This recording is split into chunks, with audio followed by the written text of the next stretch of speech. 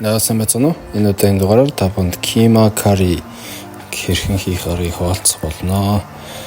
За энэ юм маха гэсгэж жагаад өхрийн мах ашиглаад ингэж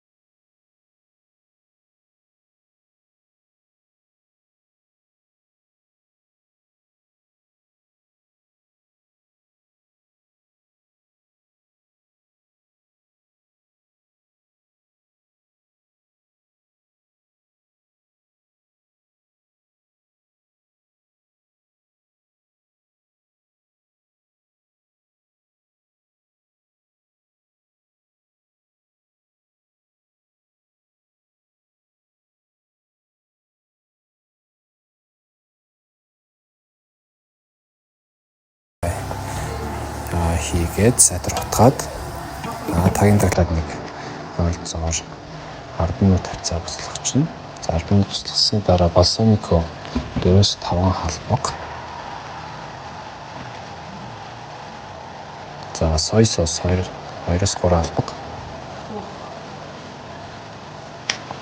Тэгээд сайтар утгаад тагийн таглаад сайтар буслахаа авчнаа.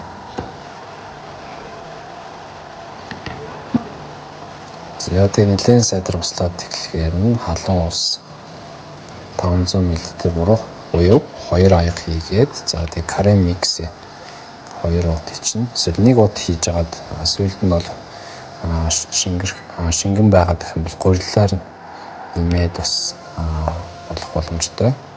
Тэгээд төмс арилгаж агаад 2 шив төмсийг ингэж нэг талаас нь хэрчээд за тэгээд ингэж жижиг шигтэй ингэж ирчихнэ. За карин дээрээ за хэд хэдэн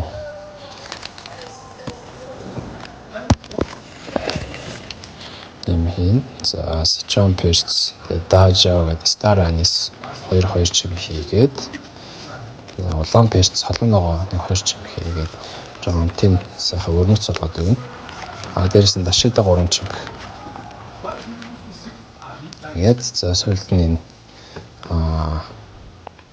төмсөө игээд сайдар буслах нь. За төмсөө игээд дунд гал дээр 10 минут буцлагаад за төмсөө сайдар болгоно.